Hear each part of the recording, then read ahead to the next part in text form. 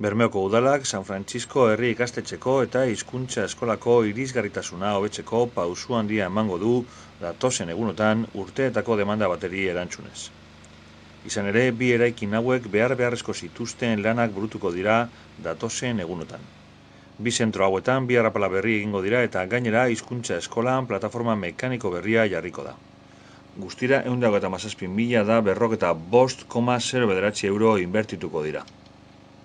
San Francisco herri ikastetxean atalde kaletik sarrera berri bat egingo da eta bertan 33 metroko arrapala egingo da.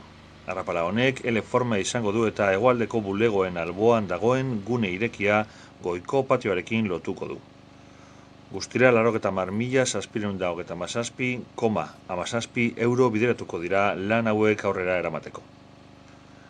Bestalde, Bermeoko hizkuntza eskolan ere irisgarritasuna hobetzeko egingo den 15 metro inguruko arrapalari esker eskailerak saihestu ahal izango dira. Gainera, ez da hau bertan egingo den inbertsio bakarra izango.